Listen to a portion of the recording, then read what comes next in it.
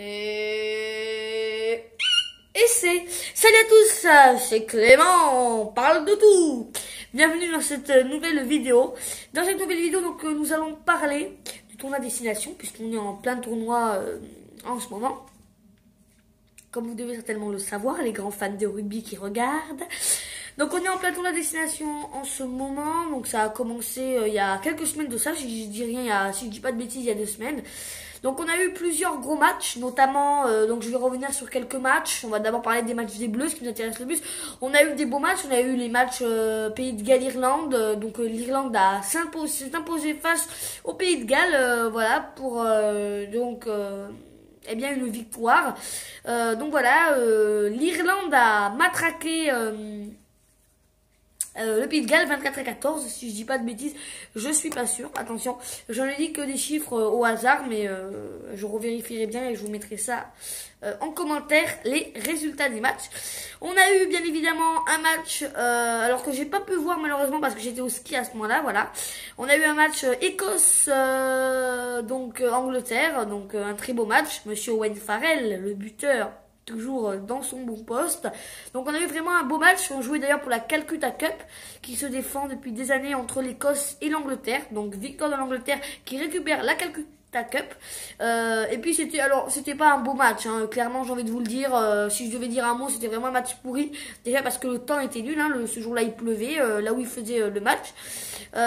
Et puis bon, voilà, pas beaucoup d'essais. Vraiment, ils jouaient que sur des pénalités, les Anglais, donc et les Écossais aussi. Donc ça a été vraiment un match relativement nul, hein. Vraiment, ils ont joué sur des pénalités. Il y a juste eu un essai, je crois, d'un pilier anglais, si je dis pas de bêtises, vers la fin du match. Mais sinon, voilà, il y a vraiment, on en reste sur un petit score. Je ne connais pas encore le score, hein. Je répète que je le marquerai dans le commentaire de la vidéo, les différents scores, pour vous informer au plus complet. Mais je crois que, je suis sûr que les Anglais ont gagné, mais vraiment ça a été un petit score. Ne vous attendez pas à quelque chose d'extraordinaire vu le temps météorologique donc lors de ce match. Donc voilà, on a eu voilà plusieurs matchs. Je vais pas tous y revenir parce que ceux qui nous intéressent c'est ceux des Bleus.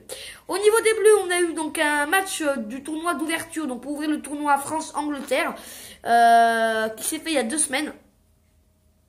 Là ça fait bientôt 3 semaines, hein, si je dis pas de bêtises.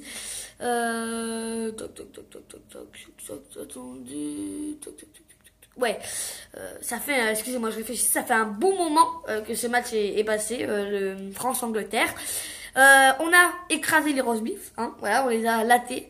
Très très beau match. Mes top et mes flops. mes top. Dupont, rien à dire. Très très bon. Il a très bien joué. Ratez, qui a été aussi bon. J'ai vraiment beaucoup de monde à citer. Alors il y a eu quelques personnes qui n'étaient pas trop bons. Bon après Kamicha, mais on l'a pas vu. Ça m'a beaucoup étonné d'ailleurs que Kamicha soit encore en équipe de France. Je croyais qu'il était parti parce que je sais que Guillaume Guirado était parti après la Coupe du Monde.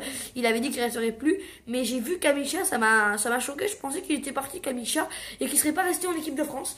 Ça m'a complètement, je m'imaginais ça dans la tête et puis il est là. Bon c'est un bon quand même Kamicha. Après je dis pas que c'est le meilleur. Je suis pas trop fan de ce rugbyman, hein, clairement. Il a pas fait des choses extraordinaires sur le terrain, mais ça a jamais été vraiment quelqu'un qui m'a marqué personnellement. Mais après bon, il peut lui arriver de faire des bonnes actions, mais voilà, c'est pas quelqu'un qui m'a énormément marqué, hein, dans le monde du rugby, loin de là, en tout cas pour ma part, hein. Vous après c'est vous, hein, c'est votre opinion par rapport à lui. Dupont qui a été très bon, qui a bien joué, notamment dans cet essai de Charles Olivon, le deuxième essai, le doublé, vraiment après une relance de jeu, donc chandelle des Anglais. Dupont qui récupère la balle et qui va vraiment transmettre à son pote Olivon, et Olivon va aller marquer un essai, mais vraiment bien arraché. Il s'est vraiment donné,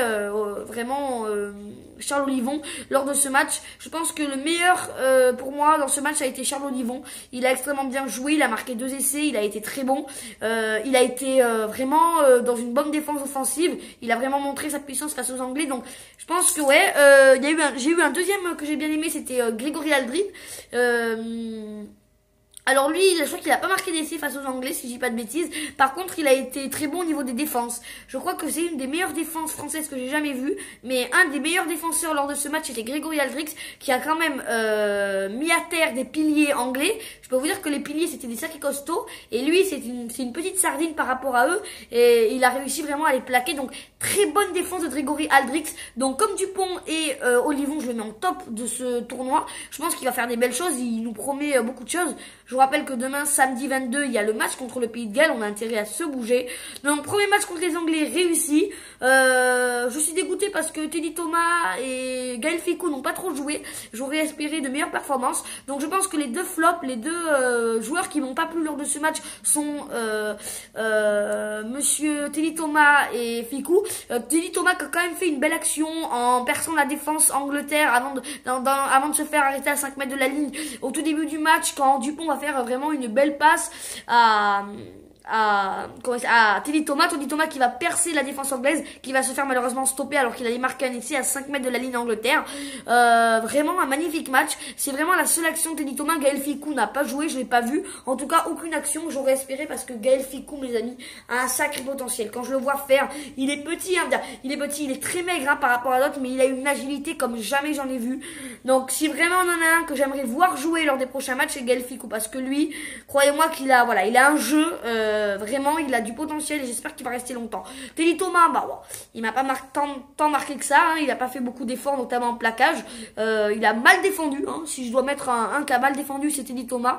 Il a fait une belle action, mais par contre en défense, lui, c'est vraiment du cacabouillis. Je suis désolée de parler comme ça, mais à mon avis, il a pas fait quelque chose d'extraordinaire.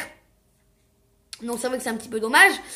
Voilà. Ensuite, on a eu le deuxième match, donc la deuxième journée du tournoi destination contre l'Italie. Victoire laborieuse. Là, clairement, les Français m'ont déçu. J'ai plus envie de dire, il y a eu un flop, il y a eu un top. L'Angleterre, c'était un match excellent. Je me suis régalée. J'étais devant ma télé pendant les 80 minutes qui ont joué. Vraiment, j'étais hyper content. Je sautais de joie dans tout le salon. Je vous jure, j'en pouvais plus. J'étais en mode... on a gagné quoi, ça fait plaisir parce que les Anglais, ça fait des années qu'on les rencontre et à chaque fois on les gagne jamais. On les a gagnés quoi, une ou deux fois. Donc quand vous voyez que on gagne les Anglais, c'est vraiment extraordinaire. Pour moi en tout cas, c'est une grande chose.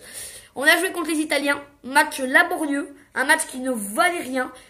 Ceux qui l'ont pas vu, vous avez bien fait de le voir. Hein, ceux qui l'ont pas vu, franchement, vous avez très bien fait. On s'est pris 22 points par les Italiens, des essais magnifiques. Attention, je dis rien. Voilà, Ntamak a raté toutes ses pénalités. Donc voilà, pénalité d'Ntamak. Il en a marqué quoi. Il en a réussi 2 sur tout ce qu'il a fait lors du match. Donc vraiment, si on a un qui m'a déçu, c'est Ntamak. Alors lui, vraiment, aucune pénalité transformée.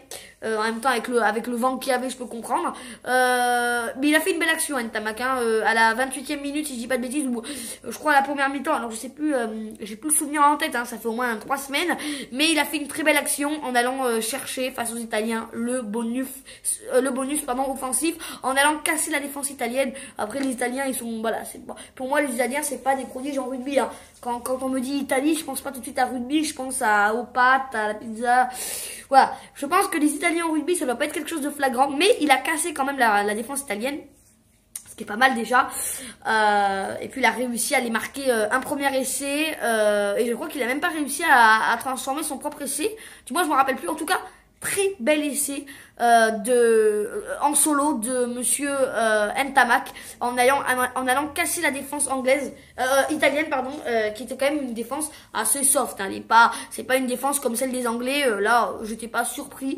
Et puis vers la fin, on a fait rentrer Baptiste Serin qui a marqué un essai en jouant une pénalité rapidement. Donc à la main, il a rapidement joué. Il a vraiment fait une belle distance parcourue avec le ballon.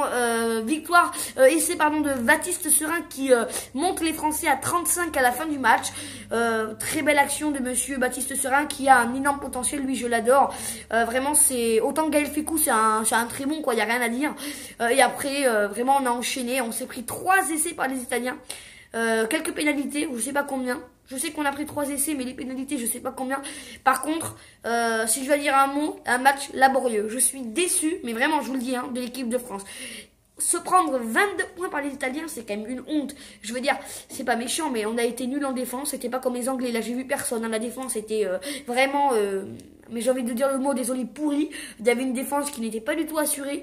Franchement, j'ai pas retrouvé les Français que j'avais eu 2 semaines auparavant. Hein. Là, face aux Anglais, ils m'avaient surpris. Tiens, je me disais, ouais, on a des nouveaux Français.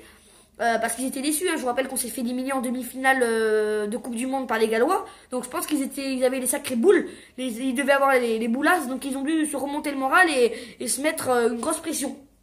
Parce que, pour ceux qui n'ont pas vu la Coupe du Monde 2019, parce que je pense que les fans du rugby, je m'en doute, mais on s'est fait éliminer en demi-finale par les Gallois, dans un match laborieux, 20-19. J'ai même pas envie d'en reparler, un match qu'on était à 2 doigts de gagner, mais juste parce qu'il y en a un qui a fait une faute, il y a un Français qui s'est pris un carton rouge vers la fin du match, on est resté donc à 14-15, donc à cause d'un punaise de carton rouge qui servait à rien, parce qu'ils n'ont pas respecté les règles, les Français, eh bien ils se sont fait éliminer du tournoi, de la Coupe du Monde. Et pourtant, on aurait dû aller en finale, on aurait dû aller en finale.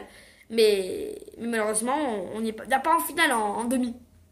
Pardon, on devait aller en demi-finale et on n'y est pas allé, ça m'énerve. À cause d'un espèce de con, excusez-moi, mais qui n'a même pas assuré la défense. Il a fait ça. Il a fait un geste violent à un joueur de l'autre équipe et malheureusement il s'est pris un carton rouge. Donc on a fini à 14-15. Bon, je vais pas en revenir. La Coupe du Monde 2019 c'était en octobre. On est en février donc on va arrêter. Mais c'est vrai que je pense qu'ils avaient certainement les boules de leur défaite face aux Gallois. Là demain on a la revanche à prendre. Hein. Donc je vous rappelle que demain samedi 22, pour ceux qui ne savent pas, à 15h50 vous avez le match, du moins durant l'après-midi, Pays de Galles France. À ne surtout pas manquer. Là on joue pour le Grand Chelem. Le but vraiment c'est de gagner les 6 nations sans avoir une défaite pour gagner le Grand Chelem. J'espère qu'on l'aura. J'espère qu'ils vont pas nous terrasser comme ils l'ont fait en Coupe du Monde. Donc vraiment un match italien pour y revenir laborieux. Se prendre 22 points, c'est quand même une honte. Les Italiens ont réussi leur transformation contrairement à Ntamak. Donc le joueur italien n'a raté aucune transformation alors qu'Ntamak en a raté la moitié. Bon, j'ai pas envie de reparler de ce match qui était laborieux. Bon, la France gagne quand même. Ça, je pense que ça m'aurait pas choqué parce que quand j'ai vu le match Italie sur le papier, je me suis dit bon, normalement, il n'y a pas trop de doute. Après, ça veut rien dire, hein. Nous, on a gagné, les Anglais, ils sont plus forts. Les Italiens auraient pu nous tuer. Mais je pense qu'il y avait des chances qu'on gagne parce que quand j'ai vu la volonté qu'ils avaient, je pense que les Italiens n'auraient eu aucune chance. Et on a eu le premier essai de Teddy Thomas. Là, dans ce match, il a été bon. C'est lui qui a marqué le premier. C'est lui qui a fait vraiment le premier essai France-Italie. L'Italie, vraiment, en fait, ils étaient à 5 mètres de la ligne des Italiens. Et en fait, Romain Ntamak a fait un petit jeu au pied et Teddy Thomas l'a récupéré à la dernière minute pour marquer le premier essai face aux Italiens, donc en début de match, qui était vraiment magnifique. Un bel essai que je vous conseille d'aller voir de Teddy Thomas.